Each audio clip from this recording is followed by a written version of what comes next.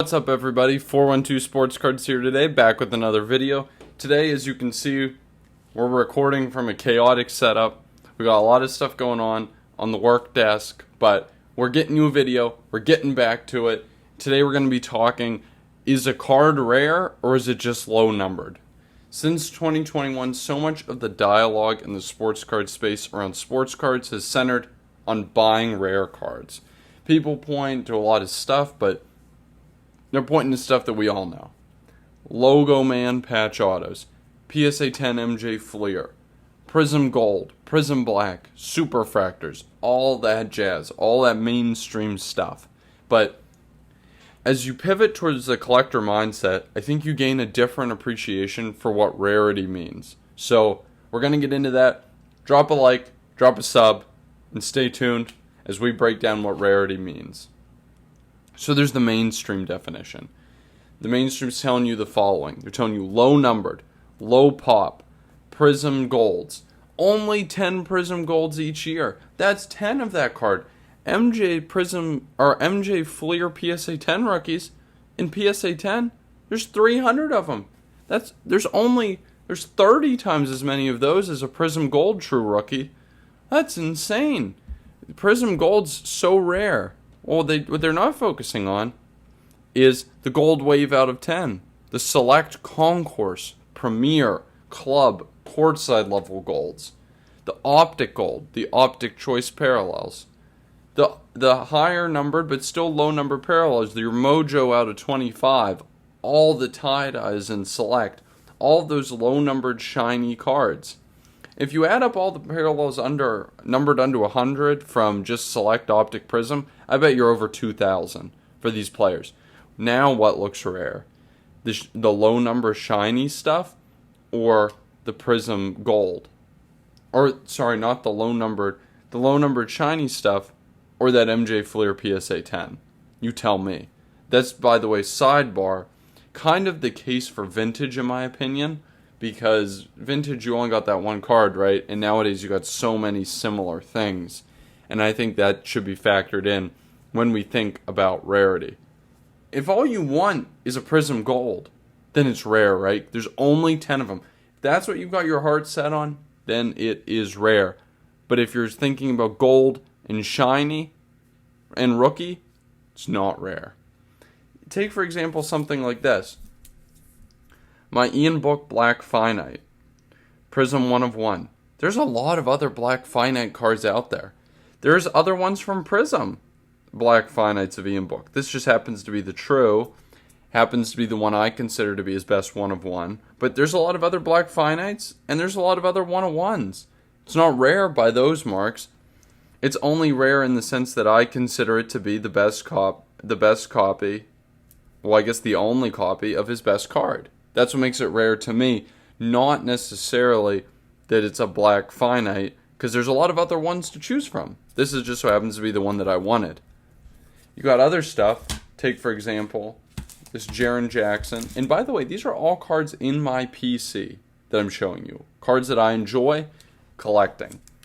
This Jaren Jackson Spotlight Signatures, or Shadow Signatures rather, out of 49. Out of 49, pretty rare, right? Pretty SP. That's not that many. Only 49 of this card exist in this parallel. Not the out of 25. Not the out of 10 that exist. Not the 4 to 5 years of this card, of this Shadow Signature set that exist. Not compared to all the Jaren autographs that exist. There's tons of Jaren autographs. If you're saying even my standards are Jaren autographs and high-end sets, those are not rare. Maybe this one specific subset is. But when you compare it to the whole host of Jaren autos and high-end sets, they're not rare, even though this individual one is low numbered. So what does that lead us to? It leads us to the collector's definition, which in my opinion is something that's rare means that there isn't that much like it often. The availability of substitutes is low. You move as a collector, I feel like, a lot beyond that obsession with numbering, and you learn what's truly rare. It's not those logo men that are in every product, the Nike swoosh that there seems to be 5 of in every product. No, it's the unique stuff. Stuff like this. Big Poppy inscribed David Ortiz auto. You guys have seen this one before. David Ortiz's auto is not rare. In fact, he's up there in the Topps All-Star lineup of the biggest signers. He signs in every high-end product. Still, what is it now? 6-7 years after his retirement? Still a major signer. His auto is not rare. What is rare is that little inscription. And that's what is important, right? There's different things that are rare. Maybe his auto isn't rare, but that inscription is rare. That just so happens to be something that matters to me and matters to a lot of other collectors. It's those small, unique bits that are different. It's not so much it's a shadow signature. It's hey, that's an inscription, and there's not really anything like this that's common. You just don't see the inscribed Big Poppy very often. It can be other things, other nuances that create rarity. This David Ortiz SP. He has an SP probably almost every single year in Topps. Maybe in both Topps Series 1 and 2. But this one is so different that it becomes rare, right? Those other SPs aren't really a good substitute for this card. They don't really water it down. It's not like a base Prism Gold of, say, Giannis, where every year that's not his rookie year, it's more or less the same. No, it's not like that with these SPs. This one stands alone because of that image. It makes it rarer. It makes it more valuable. You don't, especially now that the market has cooled, you just don't see a ton of these on the market. There's other notes. If you guys want to see one more example, this Flurry team bag is an absolute mess. So let's get it out of there. This patch auto or blocker auto, right? Flurry autos aren't rare. Flurry patch autos aren't that rare. Ones with a game-used leather blocker, those are more hard to come by. So we've looked at an inscription being rare, a unique piece of memorabilia being rare, and a unique photo being rare. That stuff is stuff that I think the collector finds themselves valuing, and I think that that's where, as we move forward, a lot of what people should consider as the key elements of rarity in sports cards is. But there's another thing. It's the float in the market. That's stuff that's in your eBay saved searches, and it's out there. There could be print runs of 50, 100, but it just doesn't come up. That is another element of rarity. It's how often does it pop up on eBay. MJ Fleer PSA 10s, every premier auction basically. A golden auction, a big PWCC, they're gonna be in there, they're gonna have them. What about stuff like this? This Crosby Supreme Patch is a card that I've been asked about quite often. It's out of 15. There's other big patch sets. There's premier patches that have a chess logo. Those are out of 30. They make these every year. Combined, that's like 50 patches every year with these big patches.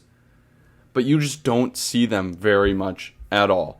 They don't come up. In fact, I would say you see less Crosby patches of this quality than you do RPAs floating around. These RPAs are more liquid. They're higher dollar cards, but they're for sale more. This card's maybe a $300 card, but I would consider it to be rarer. It's harder to track down one of these and make a deal for it than it is some of those bigger RPAs. People seem to have lost sight of this. But the cards that I find myself wanting, they're cards that are unique, often for the patch, because that's the way I collect. The patch is unique. And they're often not that expensive, but they're hard to come by because the collectors keep them locked up. They don't come on the market. That's what I think rarity means from a collector mindset. It's not the Prism Gold. It's that blocker patch auto. It's that inscription with their nickname. Heck, if there was ever a card inscribed Sid the Kid on a Sidney Crosby, that card would be bananas. It could be a basic looking Crosby auto, but because of that inscription, it's those different elements that matter to the collector that I think we should focus on more when we think about rarity. Hopefully you guys found this refreshing. I was very excited to get this one out to you all. Anyways, stay tuned for more videos. We're going to try to post every 2 weeks now, and I'll catch y'all next time.